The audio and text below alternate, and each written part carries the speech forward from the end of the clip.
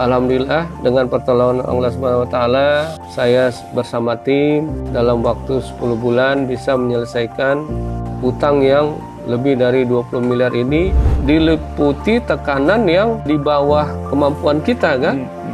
Coba dalam waktu singkat kita harus membayar sekian puluh miliar. Secara logika akal sehat, dari mana ini? Betul. Hari ini musibah datang, tapi ingatlah bagaimana kamu merubah nikmat musibah ini menjadi nikmat kepada kamu. Ketika kita tidak bisa apa-apa, kaki tangan sudah terjerat dalam sebuah hutang piutang, kita loyalitas pikiran hanya kepada Allah. Nusratullah itu datang.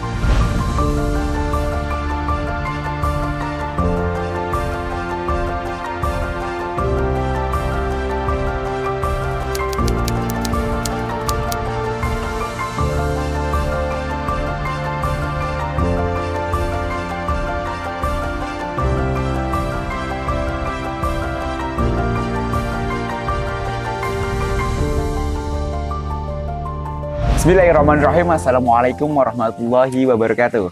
Waalaikumsalam. Alhamdulillahirabbil alamin. Assalatu wassalamu ala asrofil anbiya wal mursalin wa ala alihi wa ashabi ajmain. Rabbi shrah li sadri wa yassir li amri wahlul 'uqdatam min lisani yafqahu qawli. Alhamdulillah, pagi yang luar biasa, di kesempatan yang luar biasa. Kali ini saya sangat berbahagia sekaligus dagdikduk karena di hadapan saya tentu saja ada orang-orang tokoh nasional yang sangat luar biasa. Beliau berdua adalah orang-orang yang luar biasa, di mana orang-orang beliau nasihatnya patut untuk kita jadikan inspirasi dalam menjalani kehidupan. Nah, beliau yang pertama adalah Pak Mika Rahmadi. Beliau adalah pengusaha yang sangat luar biasa dari Batam, di mana beliau usahanya adalah berhubungan dengan bidang perkapalan. Namun klien-klien beliau lebih khusus, lebih banyak dari luar negeri. Ya, Assalamualaikum warahmatullahi wabarakatuh, Pak Mika. Assalamualaikum warahmatullahi wabarakatuh. Masya Allah, sehat Pak Mika ya? Alhamdulillah. Masya Allah, senang sekali bisa berkumpul, bersilaturahim kembali, Pak. Kemudian yang kedua adalah ini tidak kalah luar biasa karena beliau adalah tokoh pendidikan yang luar biasa. Sebelum kementerian mendirikan program profesi atau sekarang dikenalnya sebagai program vokasi, beliau sudah mendirikan sebuah lembaga pendidikan yang sangat-sangat terkenal. Nah, hebatnya beliau memiliki hutang 25M selesai dalam tempo sangat singkat, 10 bulan saja. Beliau adalah Pak Hari M. Hashim. Assalamualaikum warahmatullahi wabarakatuh. Waalaikumsalam warahmatullahi wabarakatuh. Sehat, Pak? Alhamdulillah. Masya Allah. Saya sebenarnya gemetar karena beliau sebenarnya titelnya sangat luar biasa, namun beliau tidak mau disebutkan titelnya. Baik, tanpa berpanjang-panjang, Pak Mika, ini senang sekali bisa mengobrol-ngobrol. Kita bergantian ya, Pak Hari ya. Jadi hari ini bersilaturahim langsung dengan MMC. Saya menyebutnya MMC karena MTR Builder Cup, ya gitu ya. Dulu pertama kali bergabung, atau bukan bergabung ya, lebih tepatnya bertemu dengan sosok Pak. Itu tahun berapa, Pak Mika? 2006 lebih kurang. 2006. Di mana dan bagaimana proses bertemunya dengan saya MMC? Seorang franchise store, salah satu bagi lembaga pendidikan. Ketika itu saya juga sebagai manajer cabang pendidikan itu. Oke. Lantas ada sebuah program manajemen atau presenter training. Nah, dia di Hotel Sahid ya, di hotel, salah satu hotel di Medan. Oke. Kemudian saya hadir di sana mengikuti bersama-sama wilayah barat. Jadi ini sekolah ini ada di hampir seluruh Indonesia. Kemudian saya sebagai franchisor untuk Batam dan Tanjung Pinang, dan pelatihan itu ada wilayah barat. Nah, wilayah barat itu adalah Batam sampai ke Sumatera. Nah, ditempatkan itu di Medan dipusatkan pelatihan tersebut. Masya Allah. Nah, instrukturnya adalah founder daripada MMC. Wah, Pak. Baik, Pak Hari, kita ngobrol lagi ke Pak Hari. Pak Hari, kita ngobrol kalau kita sekarang kan, Bapak punya pengalaman luar biasa tentang tadi ada hutang ya. Biasa aja. Bagaimana prosesnya Pak bisa selesai dalam waktu yang sangat singkat? Boleh diceritakan, Pak? Baik, alhamdulillah, alhamdulillah. Ini mungkin hanya sekedar sharing, berbagi untuk khususnya diri saya dan mungkin untuk saudara-saudara, teman-teman kita yang lainnya. Semoga apa yang kita bicarakan hari ini menjadi manfaat, menjadi barokah buat orang banyak yang seluas-luasnya. Nah, kalau bicara hutang, pasti nggak jauh-jauh itu ujung-ujungnya pasti bersentuhan dengan riba. Masya Allah. Baik, Nah, baik. sementara kalau kita mengacu kepada Al-Quran, Allah itu menceritakan tentang riba itu sampai 4 surat. Wah, sampai 4 surat ya, Pak ya? Ada di surat Al-Baqarah malah sampai 4 ayat. 4 ayat itu dari ayat 275 sampai 279. Itu yang disampaikan Allah tentang riba, yang mana kalau kita bacanya kita udah sakit jantung duluan itu. Masya Allah. Karena baik di surat Al-Baqarah, di surat An-Nisa, di surat Ar-Rum, itu Allah sudah dengan tegas, dengan jelas menyampaikan bahwa riba itu dilarang. Dan yang melarang ini Allah. Kalau yang melarang ini manusia, dilawan, paling sanksinya berlaku hukum dunia. Siap. Tapi kalau yang melarang ini Allah, masalahnya tidak hanya selesai di dunia ini, sampai akhirat sana ke bawah. Nah, ini bahayanya riba ini. Makanya Allah sampai 4 surat yang menceritakan riba ini, yang intinya Allah meminta kita meninggalkan perdagangan, perniagaan itu yang ada ribanya. Masya Allah. Riba itu secara harfiahnya itu artinya ziyadah. Ziyadah itu tambahan. Nah, tambahan terhadap apa yang kita perjanjikan. Baik. Tapi kalau perdagangan dari uang, ada barangnya, ada transaksinya, ada ijab kabulnya, sehingga menjadi halal, terlepaslah kita dari riba. Tapi kalau uang dilipat gandakan menjadi uang lagi, sudah tidak bisa dibantahkan lagi, itu pasti riba. Uang dilipat gandakan jadi uang lagi, di mana tidak ada barang, tidak ada transaksinya, tidak ada ijab kabulnya, masuklah kita karena riba.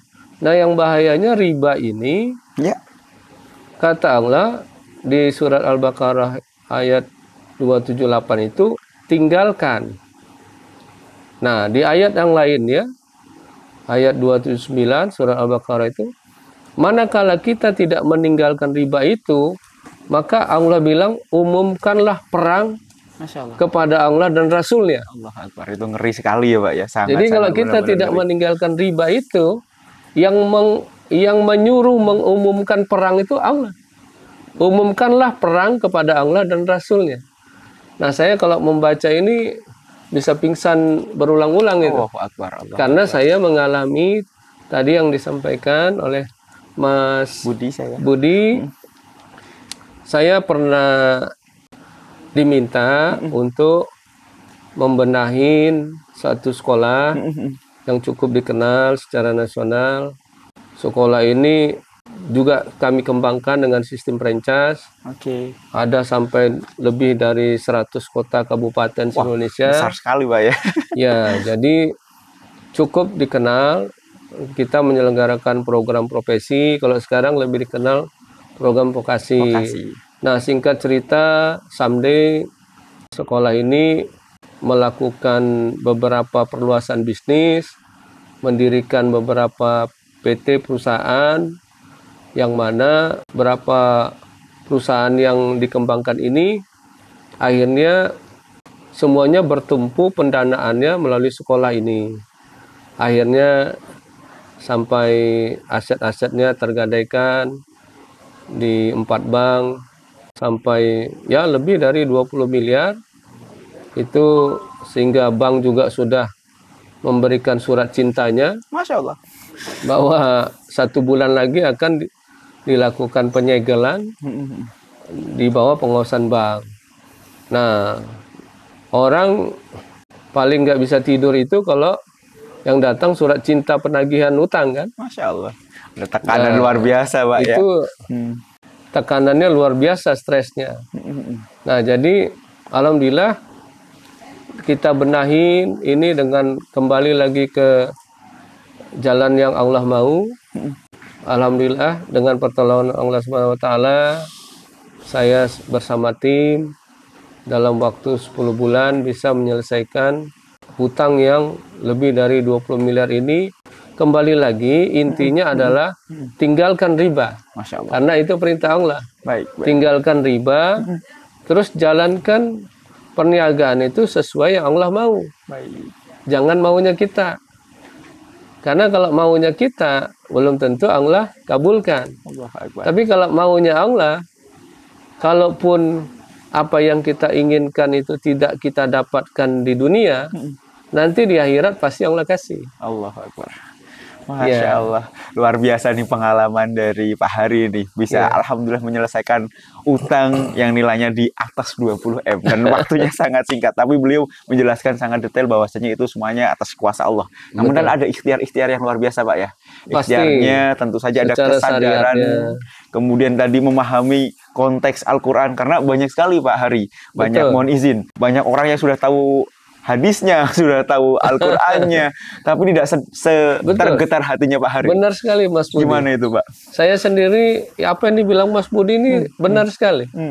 Menyampaikan ini mudah, tapi kita sendiri yang mengalaminya, itu mungkin bisa tidak tidur 7 hari 7 malam. Kalau dalam keadaan posisi itu, makan tidak enak, tidur tidak enak, semuanya serba tidak enak. Karena kita diliputi tekanan yang di bawah kemampuan kita kan. Coba dalam waktu singkat kita harus membayar sekian puluh miliar. Secara logika akal sehat, dari mana ini? Betul. Dan bisa dicatat bahwasanya 20 M-nya itu tahun 2006. Artinya 2002. Oh maaf, 2002 lebih panjang lagi. 2003. 2002, 2003. Artinya kalau kita lihat di kondisi waktu itu 20 M mungkin bisa nilainya sangat-sangat luar biasa. Tadi kepusingannya luar biasa. Sudah berapa pada saat itu? Kalau kali 10 aja udah 200 miliar.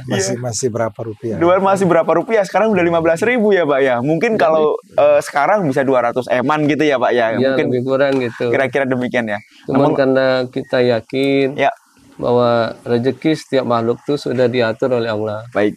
Dan bagi Allah itu membuat seekor semut, Masya Allah, sama seekor harimau, sama seekor nyamuk, seekor gajah, sama mudahnya. Allahu Akbar. Jadi kalau Allah mau mendatangkan ujiannya atau mendatangkan murkanya, musibahnya, sama Allah mau menyelesaikan masalahnya itu sama mudahnya. Allahu Akbar. Jadi tidak ada jalan solusi lain, kita kembali kepada Allah. Allahu Akbar. Jadi intinya apapun masalah ini datang dari Allah, kembalikan kepada Allah kembali. Masya Allah. Kalau enggak kita baca buku kiat sukses dari para motivator apapun gitu para guru besar dari seluruh dunia. Kalau pintu keran solusinya Allah kunci, tidak terbuka solusinya. Allah Akbar. Baik. Masya Benar, Allah. Luar biasa ini Pak Hari, ini membuat hati saya juga merasa tergetar ini. Ini ilmu hikmah yang sangat luar biasa. Karena memang hal ini kita tidak mengambil dari cerita orang lain. Cerita itu kita alami sendiri. Baik. Dan saya sudah coba segala cara. Kalau istilah orang sekarang, kaki jadi kepala, kepala jadi kaki, ya kan? Sudah 10 jari kaki, 10 jari tangan, semua tidak tidur 7 hari 7 malam. Selama Allah belum membukakan pintu solusinya, kita tidak akan mendapatkan solusi itu. Masya Allah. Makanya Allah bilang, wasta'inu bisobri wassalah. Kuncinya di situ. Sabar. Ngadapin masalah itu sabar. Menghadapin masalah itu dengan sholat. Allah Akbar. Nah, satu hal lagi, kita suka salah identik dengan kata sukses, kata rezeki. Nah, di kita suka mengartikan sukses, rezekinya banyak, kalau hartanya melimpah ruah. Masya Allah. Padahal yang dimaksud dengan rezeki itu tidak identik dengan harta kekayaan. Yang namanya rezeki itu luas sekali. Kita doa saja yang kita minta adalah hasanah. Rabbana atina fid dunya hasanah. Masya Ya kan? Kita minta Rabbana atina fid dunya hasanah wa fil akhirati hasanah. Hasanah. Kembali lagi yang kita minta Hasanah. di dunia akhirat hasanah. Allah Akbar. Nah, hasanah itu apa? Jadi kalau bahasa Allah hasanah itu Quran itu punya 15 bahasa. Masya Allah, ini tambah Jadi, dalam lagi nih. Quran tidak bisa ditafsirkan dengan bahasa kamus. Karena ada bahasa nahu, bahasa semantik, Lughatnya. tafsir, ya kan? Baik. Quran itu punya 15 bahasa. Terus kalau kita mengartikan sarohkan Quran itu hanya dengan bahasa kamus, Ya. pasti tidak secara hakikinya tidak ketemu Tidak dapat sesuai yang mau feel-nya Allah. ya Pak. Tidak dapat Contoh, feel-nya, tidak. ini contoh bahasa Indonesia. Orang tua kita bilang pandai-pandailah meniti bui. Itu kan bahasa semantik, bahasa kiasan. Betul. Pandai-pandai meniti bui. Kalau bahasa kamusnya kan berarti meniti kita berjalan di atas bui. Atau pantun yang lain, kiasan yang lain, di mana tanah dipijak, situ langit dijunjung. Betul. Nah sekarang kalau bahasa kamus ya menjunjung itu kan berarti Megang langsung ya Pak ya. kita menjunjung langit. Betul. Nah itu kan bahasa kiasan. Nah Ya. Quran itu lebih tinggi lagi bahasa sastranya, kiasannya, semantiknya. Ya. Karena kata Allah seluruh makhluk berkumpul, Ya. manusia, jin, setan berkumpul, malaikat, tidak ada yang bisa membuat satu kitab yang sama persis seperti Quran. Apalagi melebihi Al-Quran. Allah Akbar. Itu seluruh udah berkumpul nih. Manusia, jin, setan, gabung malaikat nih. Ya. Kata Allah tidak akan mampu membuat satu kitab yang menyamai Al-Quran. Allah Akbar. Saking tingginya bahasa Al-Quran itu. Nah, Akbar. belum lagi kita tidak bisa mengartikannya dengan bahasa kamus. Nah, makanya itulah perlunya kita belajar. Orang tua kita bilang belajar dari sejak lahir sampai ke liang lahat. Tidak ada batasnya. Jadi, orang pintar itu adalah orang yang selalu belajar dan selalu bertanya. Kalau dia tidak perlu bertanya lagi, tidak mau belajar lagi, berhentilah ilmu pengetahuan yang Allah kasih. Jadi kita tidak ada apa-apanya. Intinya itu kita tahu kenapa iblis Allah keluarkan dari surga. Padahal iblis itu penghulunya malaikat. Itu hanya gara-gara ada sifat sombong, merasa lebih, merasa paling-palingnya. Nah, jadi salah satu kiat supaya Allah itu sayang, ridho sama kita, jangan pernah merasa kita punya kelebihan apapun. Allah Akbar. Baik, baik, Masya Nah, kita selalu merasa kita tidak ada apa-apanya. Karena sifat sombong sebesar jara itu membuat kita tidak mencium baunya surga. Masya Allah. Jadi jangan ada sifat sombong sedikit pun. Disitulah Allah Rahman Rahimnya akan datang kepada kita. Nah kalau Allah sudah Rahman Rahim, Allah mengampuni dosa kita, kita nggak usah minta. Ya kayak seorang ayah, seorang ibu sama anaknya yang masih bayi. Apa anaknya minta susu, minta makan? Kan ayah ibunya yang susah payah mencari makannya, mencari susunya. Betul sekali. Sudah dapat makannya disulangin. Anak bayi itu tidak minta. Masya Allah. Nah kita pun harus bisa menghadirkan diri kita kepada Allah seperti itu. Kita nggak usah minta, nggak usah panjang doanya sampai dari siap isya sampai subuh doa, pakai nangis keluar darah.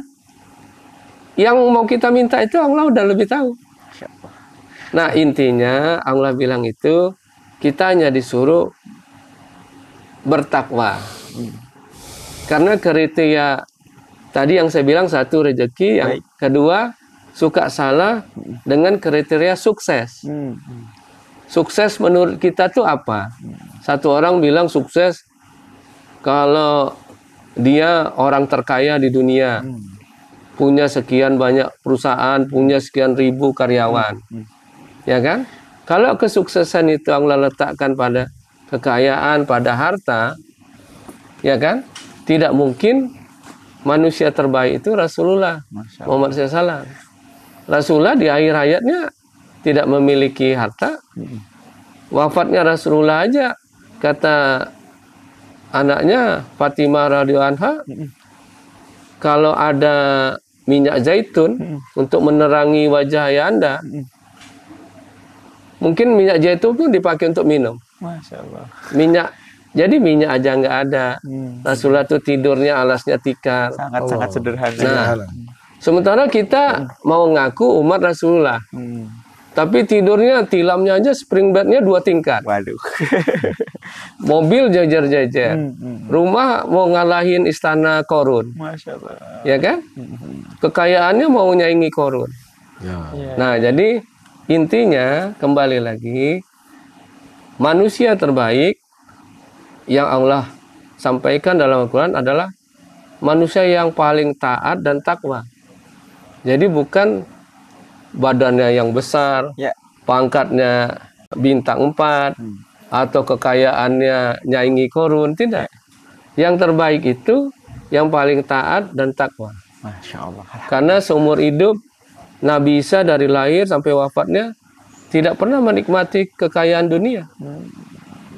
Rasulullah benar pernah jadi pedagang, sukses, kaya. Istri beliau Khadijah kekayaannya 2/3 dari Makkah kekayaan. Tapi di akhir hayatnya mereka tidak punya harta. Apa mereka tidak sukses? Apa mereka bangkrut? Tidak. Baik. Jadi pengertian bangkrut, sukses dalam pengertian maunya Allah itu beda dengan definisi sukses menurut kita di dunia ini. Baik. Nah, ini yang harus kita sampaikan kembali kepada saudara kita, diri kita sendiri, anak-anak kita. Jangan salah mengartikan kata sukses, rezeki, itu jangan pernah salah. Baik. Terutama yang paling penting tadi adalah riba. Masya Allah. Tinggalkan riba. Allahu Akbar. Baik, Masya Allah, luar biasa nih Pak hari ini, panjang lebar, namun pada intinya memang beliau sudah terbebas dari utang dan tentu saja riba. Kata kunci yang memang beliau ajarkan kepada kita semua tentu saja tunduk dan patuh kepada Allah Subhanahu wa taala. Betul. Dan senantiasa ketika Allah sudah ridho terhadap kita, insya Allah problem apapun beliau tadi sudah sampaikan, insya Allah akan menjadi selesai. Ini ilmu yang sangat luar biasa nih Pak. Baik, saya kembali ke Pak Meka nih, Masya Allah. Pak Meka, kalau berdasarkan pengalaman Pak Meka juga nih, perusahaan atau usaha tanpa menggunakan utang bisa nggak sih Pak? Atau bagaimana nih Pak? Nah, saya akan, karena beliau lebih ini nih, monggo silakan Pak Meka. Ini di Pak Meka dipancing dan ditantang tentang tesis disertasi riba nih. Masya Allah, silakan Pak. Jadi begini, saya punya beberapa experience. Ya. Satu sisi saya adalah pelaku usaha, di mana saya worker. Pernah jadi worker. Oh, siap. Satu sisi saya pernah menjadi owners, Masya Allah, dari perusahaan yang bidangnya sama, gitu loh. Dan pernah juga bangkrut, kemudian naik lagi. Alhamdulillah. Nah, jadi pengalaman-pengalaman ini sebenarnya memperkaya kita. Seperti apa? Jadi saya bilang yang membangkit goirah seorang pengusaha itu ya beliau buka jalan. Nah, yang lebih dahsyat sebenarnya dari saya temukan satu usaha tentang iman dan amal. Iman dan amal. Iman dan amal. Oke. Jadi satu persoalan ini yang saya pikir nggak ada di mana-mana, dan ini mencirikan sebuah tarbiyah, sebuah usaha yang matchkan antara dunia dan akhirat. Dunianya adalah pendidikan tadi, dalam usaha pendidikannya, dan bagaimana mental-mental karyawan yang ada itu punya iman dan amal, mengamalkan. Masya Allah. Jadi ini dua hal yang kata orang sekarang dengan apatis, sebenarnya dia harus pisahkan. Gitu loh. Sekarang kan keren nih. Ya, ya. Orang kalau sudah anti pakai seperti saya ada sedikit janggut, kemudian agak sini agak hitam-hitam sedikit, kan gitu kan. Mereka sangat anti gitu loh.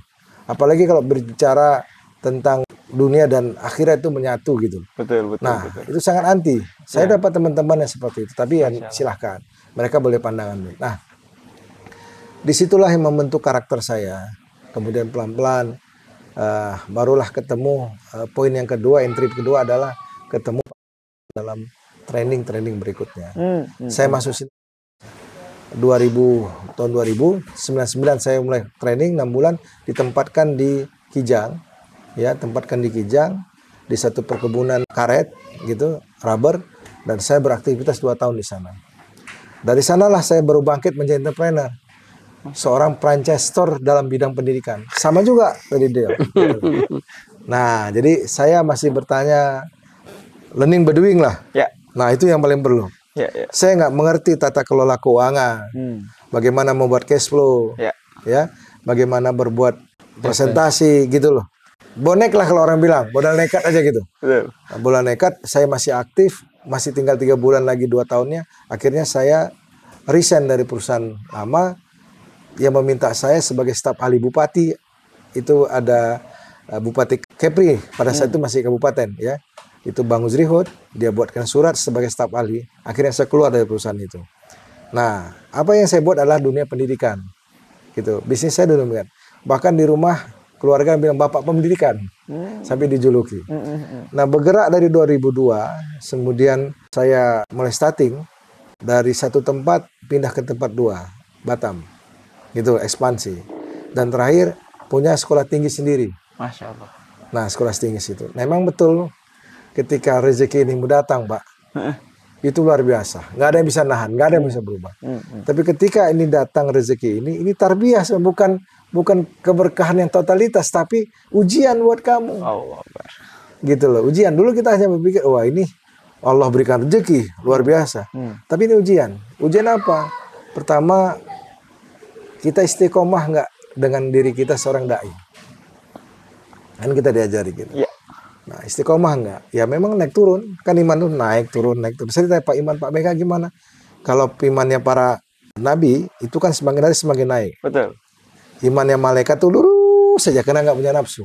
Imannya para sahabat keluar masuk. Kan begitu. Nah, ketika Rasulullah dikatakan wafat, ada yang marah. Juga gitu. Siapa yang bidang Rasul parang kan gitu, pancung. Kalau iman Pak Meka ini saya pikir bukan naik turun, tapi keluar masuk dia. Kalau di dalam masjid, kalau di dalam masjid saya bilang, wah luar biasa zikirnya loh. Tapi keluar masjid ada amalnya alamak. Itu kenyataan lah. Iya. Terus bagaimana sebenarnya mensinergikan? Mengistiqomahkan cara berpikir kita, kepahaman kita terhadap ini. Itu yang saya dapat hari ini. Sehingga jatuh bangun dalam kapasitas sebagai entrepreneur, kemudian diikuti dengan eksperimen ke dunia ini gitu. Saya melihat ada suatu hal pengalaman hidup, saya bilang. Di saat saya memang terjun bebas, ibarat kaki kanan tak bisa berbuat apa-apa, dalam arti kata tidak bisa berbuat apa-apa.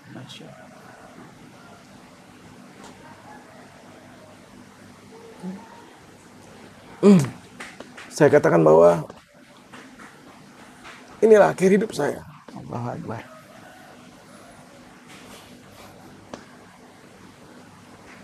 Masya Allah. Stop. Saya yakin. Astagfirullah. Maka saya pikir habislah kehidupan saya. Tapi dari saat itu ada suatu nasihat orang tua saya dengar. Dia katakan begini, hari ini musibah kepada kamu. Hari ini musibah datang. Tapi ingatlah, bagaimana kamu merubah nikmat musibah ini menjadi nikmat kepada kamu. Musibah ini rubah menjadi nikmat. Allahu Akbar. Itu memotivasi saya. Dan ternyata benar. Ketika kita tidak bisa apa-apa, kaki tangan sudah terjerat dalam sebuah, katakanlah, hutang piutang. Kita loyalitas pikiran hanya kepada Allah. Nusratullah itu datang. Itulah baru nama Nusratullah. Nah, saya teringat sekali. Terpaksa saya menjual milik saya sekolah-sekolah itu. Ada satu kisah yang luar biasa. Sebelum ada satu musibah ini, saya coba menjual sekolah. Tidak bisa satu pun orang mau beli. Tak mau pun orang beli. Ketika saya datang teman dengan harga Rp1, katakan begitu. Yes, silakan Anda komunikasi. Saya ikut. Singkat cerita, dibelilah sama yang saya nggak tahu berapa dijual, nggak tahu. Tiba-tiba closing, padahal harga udah cocok semua. Saya nggak tahu, karena sudah tanda tangan. Ke notaris, kenapa nggak transaksi? Akhirnya saya telepon, ada masalah apa? Baru dia bilang, saya tahu berapa sebenarnya harga Bapak. Dikira gitu. Saya tahu berapa harga Bapak sebenarnya. Terus saya tidak mau transaksi, Pak. Karena terlalu mahal dia ambil untung dari harga Bapak. Loh, sekarang sudah Anda batalkan belum dengan dia? Sudah, Pak. Kalau Anda batalkan, muamalatnya bagus nih. Baik, kalau sudah batalkan, sekarang Anda berapa mau? Udah, Pak, saya beli Rp2, katanya. Saya nggak bilang jawab lagi. Yes, atau tawar-menawar lagi. Ya. Oke, besok bayar. Langsung, masuk, Pak. Allah. Uang itu. Tapi ketika kita tidak bisa berbuat apa-apa, itu tadi pendekatan. Nah, ada satu kisah lagi. Kisahnya adalah ketika itu uang dapat. Saya melihat ada satu teman saya teraniaya. Saya coba menyelesaikan masalahnya. Ada masalah apa? Saya berutang sama dia. Berapa sih? Saya bilang begitu. 25. Udah, minta nomor rekeningnya. Tap, saya kasih. Setelah saya kasih baru sadar. Kamu bayar pakai apa ya sama aku gitu. Nah, akhirnya dia keluarkan berapa SHM. Dulu bukan SHM tapi seperti alasak ya. Oke. Jumlahnya 26 hektar. Siapa punya? Si Polan. Katanya, saya nggak sebut orang, jadi nggak gibah. Baik. Si Polan. Terus gimana? Si Polan ini sahabat saya juga. Saya telepon. Kamu punya ini ya, muamalat yang kurang bagus dengan dia? Iya bang, kau gadaikan nih. Iya. Oke, saya bantu menyelesaikan dengan punya. Gitu loh, saya selesaikan. Tapi saya tidak mau hutang piutang. Saya kasih waktu membayar. Gitu loh, 3 bulan lewat, 7 bulan lewat. Dia minta 6 bulan, 6 bulan pun lewat. Oke, clear, milik saya ya, saya bilang. Jadi transaksi itu yang awalnya 25 dan tidak ada niat, tapi kita ikhlas membantu orang. Akhirnya saya keluarkan uang sampai pengolahan balik nama itu hanya 80 punya 26 hektar. Kalau ditanya harga sekarang, wah ampun lah. 26 hektar dari mana 80 juta, kira-kira begitu. Nah itulah sebagai contoh ketika Nusratullah datang, niat kita nothing tulus, ikhlas, bantu orang.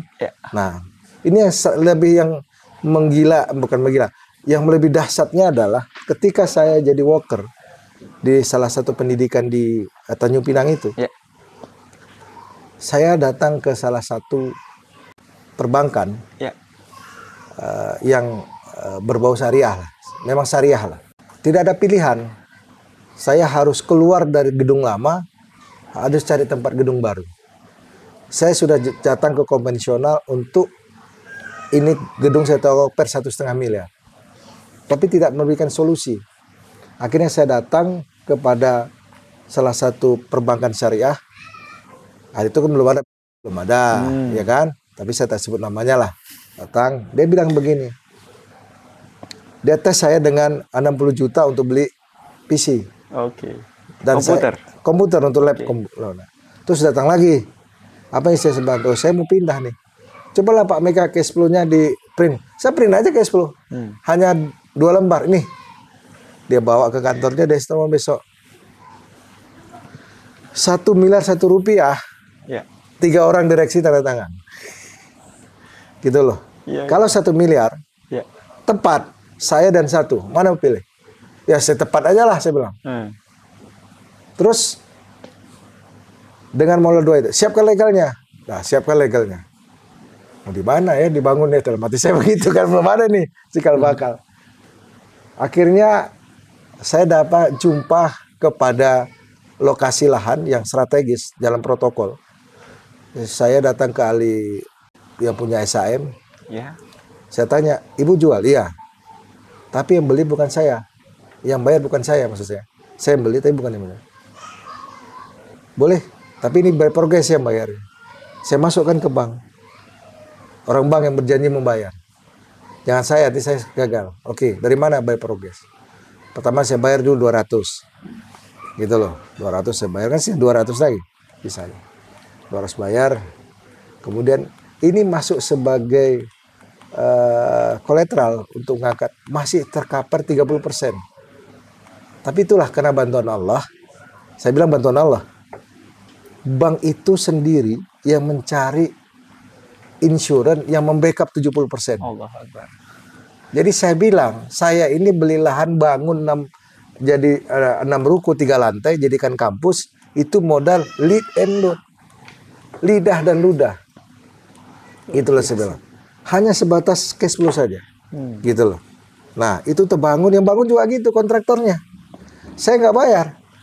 Kamu progres, ambil uangnya di bank, minta. Gitu loh, reinvestment. Oke Pak, lah jalan. Nah, jadilah sekarang 6 ruko. Tapi nafsu saya berkata pada saat itu, Ya. sana aman nih.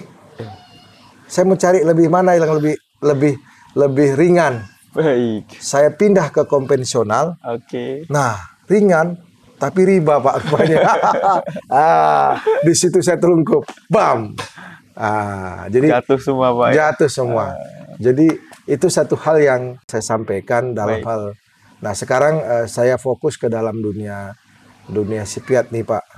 Awalnya begitu juga. Awalnya saya bermain dari main power atau pekerja saja. Kita ambil kontrak khusus main power untuk bekerja, membuat customable-nya semua itu dari support dari kontraktor main power gitu. Nah, jadi main kontraktor yang support. Nah, ini berlangsung 2 unit tongkang. Ya. Lantas saya bertemu dengan seorang funder yang tadi pas ditelepon Baik. tadi saya bilang Pak Kiai. Ya. Di situ saya ceritakan, nah, dia juga ternyata punya mau bantu saya dan berlanjutlah sampai hari ini. Nah, Alhamdulillah. yang ajibnya memang ucapan saya itu, nah ini hati-hati nih. Maka seorang pengusaha ini jangan berucap sembarangan. Saya bilang saya ingin jadi sipiat owners loh. Saya bukan ingin jadi pekerja main power saja, Ya. tapi saya owner sipiat yang punya lokasi, Ya. yang punya bisa buat vessel yang besar. Itu saya ucapkan.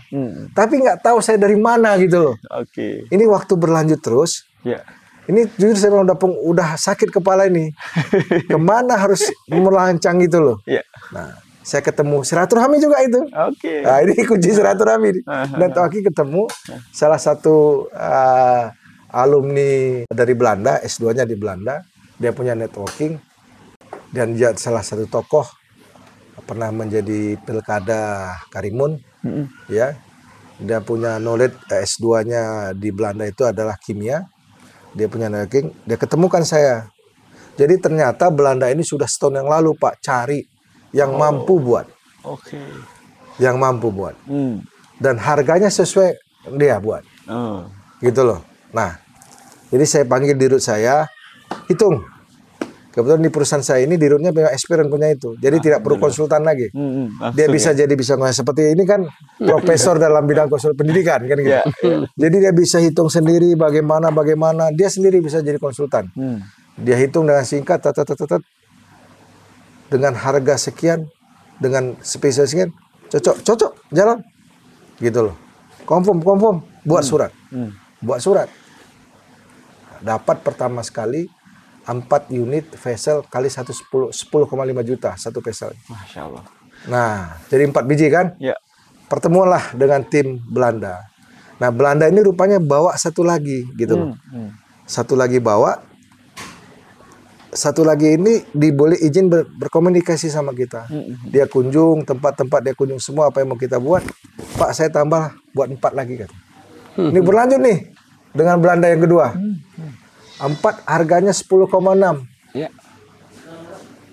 Gitu loh. Jadi 42 tambah 42 juta. Pertama ketambah 42 juta. Sudah berapa itu ya? Nah, ternyata juga, Masya Allah saya bilang, Singapura minta juga. Waduh. Tawar nih. Tawar-tawaran harga gitu loh. Ya, ya. Mampu nggak dengan harga 2,3 juta US dollar? Apa aja tongkang saya? Oke, clear. Kita hitung. Gitu loh. Kita hitung, baik-baik kita hitung. Oke, dapat lagi. Nah, sambil berjalan lagi, dapat lagi 3 set. Orang Jakarta. Ya. 3 set tongkang dari Kalimantan Selatan. Jadi saya pikir ini ada 15 set lebih. Masya Allah. Vessel. Masya Allah. Jadi dari kejadian-kejadian itu apa? Kalau Allah mau curahkan rezeki, itu tidak pandang apapun. Tapi saya harus perform dong. Harus punya kemampuan dong. Dari sisi finance. Oke. Gitu loh. Maka saya berkunjung ke silaturahmi teman-teman. Ya. Ada satu progres di mana saya lihat kebutuhan finance adalah mereka kasih down payment di bank, di counter dengan bank guarantee. Dan saya butuh modal kerja. Kan gitu.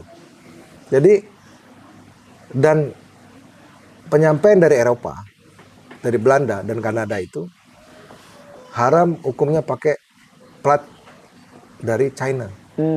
Gitu loh. Nah, kenapa saya berani, direktur saya mengatakan, tanpa disengaja juga nih, saya datang ke Kepala Dinas Tenaga Kerja, berbicara kebutuhan tenaga kerja pada perusahaan saya, 300 orang, dikasih solusi, dan tanpa disengaja yang mempertemukan saya dengan Kepala Dinas, bawa orang dari Singapura. Dia punya direct to mill pabrikan baja di sana. Akhirnya kita yang bertemu itu membuat satu perusahaan. Oke. Gitu loh, sebagai representatif dari millnya China.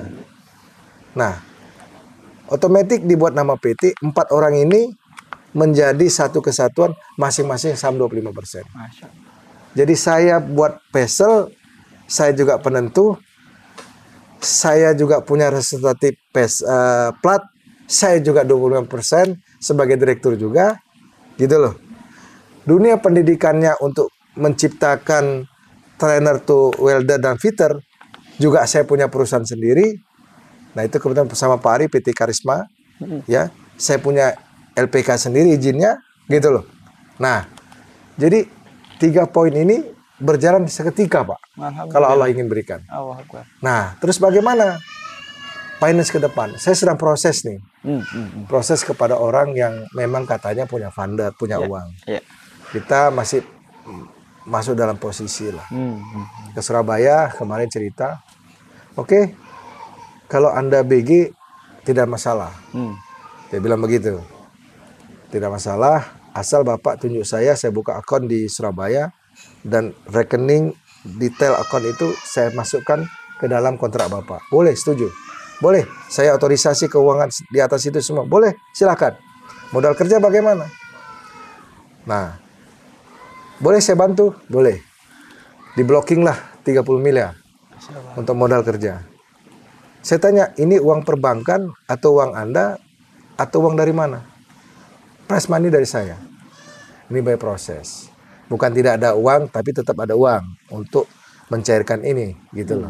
Karena harus bayar pajak dan lain-lain. Tapi ada suatu hal yang saya dapat lah, bahwa kalau Allah sudah berkehendak, tidak ada yang bisa menahan. Pertanyaan kita, apa menyebabkan kita berhenti? Orang itu bergerak dengan hati kita, gitu loh. Saya punya hajat, kayak Pak Ari bilang hajat. Baru hajat usah datang, gitu loh. Tiba-tiba sesuai kebutuhan, gitu loh. Nah, setelah saya analisa satu saja, bagaimana kita punya niat untuk islah diri, memperbaiki diri kita. Kedua, bagaimana kita menjadi kekasih Allah. Nah, ini rahasianya. Ketika kita tanam, aku ingin jadi kekasih Allah, Ilustrasi kekasih ini adalah bercinta, Pak. Suami istri bercinta, kalau sayang menyayangi semua diberikan. Bagaimana kalau kita jadi kekasih Allah? Baru niat itu datang dia. Nah, sama yang dibilang Pak Hari tadi. Jadi kalau kita islah diri, ingin niat memperbaiki diri, ya, kuncinya tidak bermaksiat kepada Allah. Kuncinya di situ. Tidak bermaksiat, no maksiat, ya. Artinya semua perintah Allah jalankan, semua yang dilarang oleh Allah tinggalkan. Seklir itu saja. Caranya ada marifat kepada Allah dengan cara tasawuf. Masya Allah. Ada marifat dengan cara dakwah. Ada marifat mengenal Allah itu dengan baca Quran. Dengan tafsir dan cara pikir kita. Silahkan. Sesuai dengan ilmu Anda. Sesuai dengan bidang Anda. Gitu loh.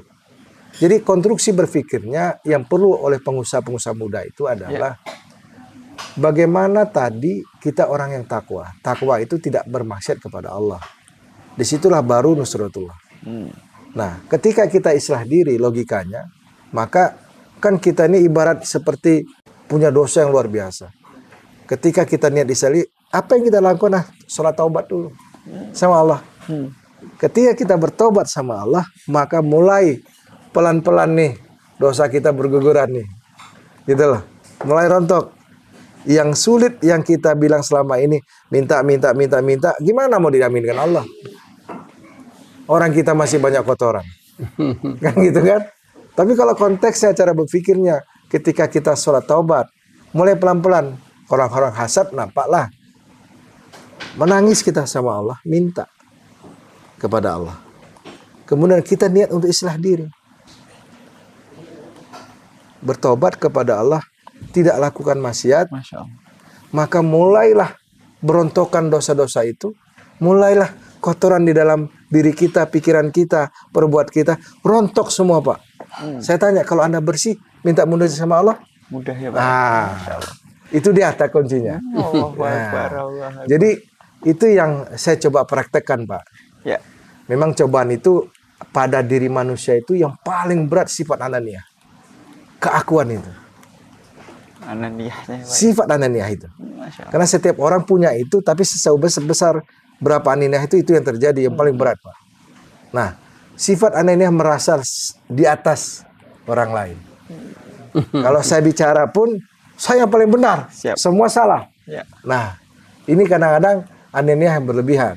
Makanya kalau kita menjadi entrepreneur, saya belajar lah, Pak. Saya belajar dengan silaturahmi. Nah, alhamdulillah anak-anak saya sekarang itu tidak ada yang sekolah dunia. Satu sudah berangkat ke Yaman sebagai santrinya Habib Umar. Yang satu sudah 27 juz, bulan depan sudah 30 juz. Yang satu 15 juz. Tambah yang nomor 4 itu hampir 14 juz gitu loh. Yang nomor 5 perempuan. Nah, mereka sudah ditanya, anak mau jadi ulama kaliber 2 ini ya. Kalaupun ada yang nomor 2 ini sudah mengarah ke ahli dunia, maka saya arahkan ke dalam sipiat. Saya angkat dia jadi direktur utama, gitu loh. Untuk perusahaan-perusahaan yang baru. Saya mempersiapkan dia. Karena apapun cerita kamu jadi ahli dunia, seorang jenderal, seorang insinyur, bagaimana kamu jadi seorang pengusaha seperti saya, kata kuncinya adalah ketaatan sama Allah. Itulah keberkahan. Masya Allah. Bagaimana kamu taat kepada Allah, disitulah keberkahan kamu sama Allah. Mau jadi jenderal, taat pada Allah. Mau jadi tukang becak pun, taat sama Allah. Kita tidak bisa paksakan. Gitu loh. Anda harus jadi seperti ini. Saya harus jadi seperti ini. Tapi akan ada talenta yang mengikuti ya. Nggak bisa dipaksakan. Saya seorang worker, ya tetap worker yang taat sama Allah. Jadi konstruksi berpikir, kepahaman berpikir inilah yang harus ditanamkan. Dan itu saya dapat trainer to trainer. Gitu loh. Trainer yang terbesar dalam dakwah memang. Saya dakwah masjid ke masjid, mengajak orang ke masjid. Gitu loh. 3 hari masjid ini, 3 hari masjid sana. Ya. Merubah kepahaman orang sebenarnya. Sekaligus mengislah diri saya. Kalau orang bilang, itu jamaah jago-jagot itu gitu loh. Dia bilang orang kan, jamaah kompor itu gitu loh. Tapi jamaah ini tidak punya nama gitu. Dia tidak berhubungan dengan politik praktis, tidak minta-minta sumbangan. Dia datang dengan harta diri dari ke tempat sesuatu tempat. Kerjanya apa? Tak seperti Rasulullah. Assalamualaikum. Bapak ada Bu? Katanya, ada. Kalau nggak ada titip ya salam. Bapak sudah ke masjid ya? Udah. Memang cerita datang itu dalam konteks adalah agama. Bukan tentang dunia gitu loh. Walaupun kadang-kadang teori dan prakteknya itu maksudnya supaya hatinya itu menyatu, kita cerita-cerita dunia. Allah. Tapi goal settingnya bagaimana dia tertarik mau ambil usaha dakwah. Nah, terus saya sampaikan juga, inilah yang memotivasi saya. Di samping itu ada didikan pahari, ya learning by doing. Yang kedua silaturahmi. Tadi saya bilang sampai sudah silaturahmi. Yang ketiga adalah networking, Pak. Masya Allah. Ini networking. Saya tidak bisa berdiri sendiri ini tanpa ada networking. Gitu loh. Badai apapun datang, yakinlah. Sabar kunci utama. Takwa yang keimanan yang paling tinggi itulah sabar. Baru kita perintahnya sholat. Bukan sholat dulu, Pak. Sabar dulu. Karena di dalam sholat itu harus ada sabar juga. Itu yang harus dipahami. Ya. Di dalam sholat itu harus ada kesabarannya. Maka disuruh perintah. Sabar dulu. Nah, jadi ketika badai ini pasti berlalu. Allah Akbar. Ada batasan-batasan. Tapi yang nggak pasti berlalu, yang akan selama-lama ada amalan kita. Kalau amalan kita ini buruk, maka start ketika masuk dalam liang satu kolam, buruklah terus. Betul. Tapi kalau dia bagus, maka di dalam kubur pun bagus semua. Nah, tidak bisa dipisahkan. Maka saya bilang kepada pengusaha-pengusaha yang baru, gitu, yang baru menentukan sikap, menentukan jati diri dia. Siapa saja? Yang saya bilang ahli dunia, bukan ulama ya, ahli dunia yang baru mengenal Allah, bukan baru mengenal Islam, tapi baru mengenal Allah. Maka konstruksi berpikirnya adalah bagaimana aku ini islah diri untuk menjadi kekasih Allah. Nanti akan terbentuk sendiri. Bagaimana jalannya? Silakan. Anda mau kayak jalan seperti saya, tok tok tok tok tok, assalamualaikum masjid. Anda mau jalan dengan zikir, itu silakan. Itu pilihan-pilihan Anda. Nah, maka oleh karena itu saya ada satu hal yang sangat menarik. Saya pernah dinasihatin yang paling hari ini sampai berkesan di kepala saya. Suatu targib kepada saya dan kepada orang tua juga pada saya itu ada. Waktu orang tua saya meninggal, sebelum meninggal, Pak Meka, sinilah sebentar. Iya, Pak Yai sebelah. Pak Meka mau nggak diri Pak Meka selamat dari siksa api neraka? Ya mau, Pak Yai. Saya bilang. Istrinya, ya mau. Anak-anak, ya mau. Hartanya, mau juga. Semua ingin selamat dari siksa api neraka. Sudah Pak Meka wakaf aja untuk agama Allah. Saya terdiam tuh, Pak. Logika saya berpikir, kalau saya wakafkan semua, saya mau makan apa? Kan gitu kan? Saya mau makan apa kalau begini? Saya begitu kan. Akhirnya Pak ini menyampaikan yang hikmah. Pak Meka bisa jaga nggak diri Pak Meka 24 jam? Saya pikir masih bisa Pak. Masih boleh. Saya bisa jaga nggak istri Pak Meka 24 jam? Mulai saya bertanya-tanya. Yeah. Paling 50-50 Pak. Yeah. Anak Bapak? Udahlah ampun. Gak mungkin saya jaga 24 jam. Harta Bapak? Apalagi ya. Apalagi. Nah, terus kalau Bapak berniat seorang laki-laki ayah menjadi dai Allah, kira-kira siapa yang menjaga Bapak? Allah. Allah kan? Ya. Kalau Bapak niatkan istri Bapak menjadi dai yang mensupport Bapak sebagai dai, siapa yang jaga? Allah. Kalau Bapak niatkan anak-anak Bapak jadi seorang hafiz, hafizah, alim, alimah, siapa yang jaga? Allah. Kalau harta Bapak yang Bapak miliki, Bapak gunakan untuk agama Allah, siapa yang jaga? Allah. Saja. Selesai. Allah. Baru saya, Masya Allah. Di situ cara berpikirnya, Pak. Cara mengkonstruksi berpikir kita itu kepada orang lain. Gitu loh. Dan itu saya coba amalkan. Apalagi ada kata, sampaikan waktu satu ayat, satu hal.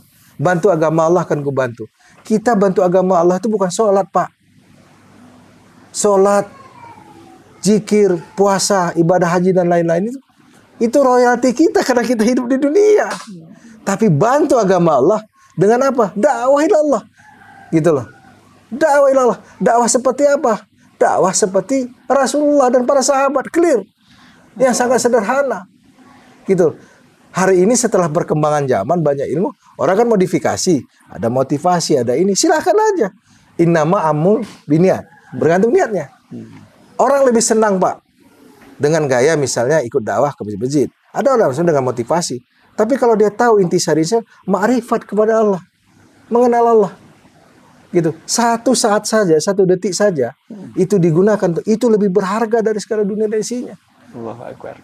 Nah, jadi ini yang kepahaman-kepahaman ini yang perlu sekali Siap. diberikan kepada generasi anak bangsa ini yang baru mengenal Allah. Allah. Yang sudah mengatakan, saya ini pengusaha loh. Ya. Apa yang saya harus lakukan loh? Ya. Nah, jadi dalam kesempatan ini saya terima kasih kali Pak memberikan testimoni kepada kita, kesempatan kita berbagi nih. Jadi dari learning by doing, satu, Masya Allah. belajar dari kehidupan ini, dari sisi networking, gitu loh. Nah, kemudian networking ini Pak, jadi pengusaha ini, kalau orang Tionghoa bilang, kebetulan saya banyak teman-teman, jangan sampai dikata bola itu bohong. Oh, oke. Bola katanya. Oh. Mereka bola kata gitu kan. Artinya mereka pembohong lah, itu kawan. Jadi habdul minan nas ini harus kita jaga. Kalau hari ini saya tidak ada hubungan baik dengan maka selesailah. Kira gitu. Tapi kita punya hubungan baik. Gitu loh. Jangan sampai mengecewakan. Lebih bagus saya dikorbankan. Tak apa-apa daripada orang lain kita korbankan. Gitu loh. Saya mengorbankan diri, perasaan saya. Tapi kan tidak perlu disebut. Misalnya daripada saya mengorbankan orang lain. Masya Allah, luar biasa. Jadi ini kira-kira kiat yang saya sampaikan. Masya Allah. Jadi bagaimana pencerahan-pencerahan kepada generasi muda ini. Nah, ini saya sharing tadi bagaimana pengusaha hanya bermodal 2 lembar kertas. Betul. Jadi bangkit, kemudian jatuh bangun, keyakinan, kepahaman harus dirubah. Kan begitu. Ketemu jati dirinya, mengkonstruksi, berpikir supaya mendekat kepada Allah. Seperti saya tadi islah diri dan menjadi kekasih Allah. Nah, kepahaman apa sekali seperti tadi saya bilang. Siapa yang bantu kamu ketika kamu wakafkan dalam agama Allah? Bagaimana mewakafkan kamu, harta kamu, istri kamu, dan anak-anak kamu kepada Allah? Itu caranya. Nah, maka perlu usaha, Pak. Kata Rasulullah, para ulama kata 21 hari 25 kali jumpa umat, jumpa majelis, bicara kebesaran-kebesaran Allah. Hari ini saya ketemu Bapak, bicara ini kebesaran Allah. Betul. Tidak membesarkan makhluk. Ini satu majelis. Bagaimana majelis ini datang 25 kali? Itu baru Anda. Kalau kita bilang sufi nih, kalau wali nih pasti, bukan seperti itu. Tapi intinya bagaimana maka dengan kita berbicara. Sebenarnya kalau saya bilang ini Pak, logikanya seperti kayak bola kasti. Sekuatnya saya lempar ke dinding, balik ke muka saya sendiri. Amal nggak kau Mega? Kira-kira begitu. Masya Allah, luar biasa. Jadi silakan Pak, dieksplor.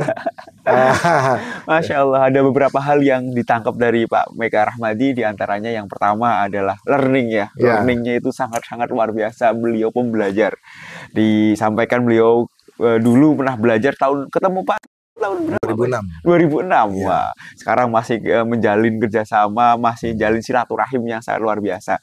Learning. Yang kedua adalah memang hard working ya Pak ya. Tadi bekerja sangat luar biasa. Selain bekerja juga dengan keras, tapi juga berpikir dengan cerdas. Tadi cerita Pak Mega sangat-sangat menginspirasi. Yang terakhir tentu saja di mana Pak Mega memiliki hal-hal yang sangat patut kita banggakan, yaitu ada networking ya Pak ya. Networkingnya tadi kepada tentu saja kepada guru-guru, kepada para pengusaha-pengusaha, dan insya Allah disitulah ada rezeki ya. Tadi yang disampaikan oleh Pak Arif, rezeki itu banyak sekali, tidak hanya uang ya, itu rezeki termasuk networking juga. Ini keren sekali nih Pak. Tadi satu saya tambah. Apa? Silakan tambah. Yang saya tambah ini orang berpikir tadi Pak Ai tentang ada kesusahan itu kekayaan. Gimana Pak? Boleh. Tapi kalau saya lihat dalam tasawuf itu, yang kaya itu sebenarnya apa sih? Yang kaya itu hati Pak. Masya Allah. Itu yang tidak bisa sangka. Siap. Hati harus kaya dari kebencian kepada orang. Ya. Ngelihat orang tuh satu kebaikan, gitu loh. Ngelihat kita 90% kejahatan. Masya Allah. Gitu loh. Jadi selesai. Semua permusuhan itu bisa selesai. Saya baca dalam buku Ta'lim itu, karya Maulana Zakaria mengatakan bahwa yang sholat duha itu kan ilustrasi adalah keberkahan rezeki. Keberkahan rezeki itu bukan nampak uang itu, bukan nampak keberhasilan usaha itu, tapi kayanya hati, Pak. Memaafkan orang lain. Baik. Itu dia. Berat, Pak. Saya dianiaya misalnya. Bagaimana saya memaafkan orang lain? Berat sekali rasanya. Apalagi kalau jiwa preman kan. Kau beli, aku jual. Itu dia. Jadi kaya yang diinginkan itu adalah kaya hati. Kayak hati ya. Ya, Masya Allah. jangan sekali-sekali kita tafsirkan bahwa yang diinginkan kekayaan itu kita punya mobil mewah, istri boleh 4, harta bergelimpang luas, tak ada asrinya. Tapi kita tidak punya hati, miskin, Pak. Luar biasa. Syukur-syukur kaya hati juga karya dunia. Itu boleh. Itu harapan yang Iya. luar biasa tentu saja. Alhamdulillah saya sangat berbahagia karena mendapatkan ilmu hikmah yang sangat luar biasa dari Pak Meka dan Pak Hari. Tentu Alhamdulillah, saja semoga barakallah. Allah tentu saja yang akan memberikan pahala yang senantiasa berlimpah kepada Amin, amin. Bapak Amin. berdua tentu saja. Tentu saja apabila banyak kesalahan-kesalahan dalam bertutur kata kami meminta maaf yang sebesar-besarnya. Tentu saja semua dari kesalahan saya pribadi dan narasumber. Tentu saja kalau ada kebaikan dari Allah Subhanahu wa taala. Kita tutup dengan baca istighfar 3 kali. Astagfirullahaladzim. Astagfirullahaladzim. Astagfirullahaladzim. Wajah hamdalah 3 kali. Alhamdulillahirabbil alamin. Alhamdulillahirabbil alamin. Walal muwaffiq ila aqwamit thoriq. Wassalamualaikum warahmatullahi wabarakatuh. Waalaikumsalam warahmatullahi wabarakatuh.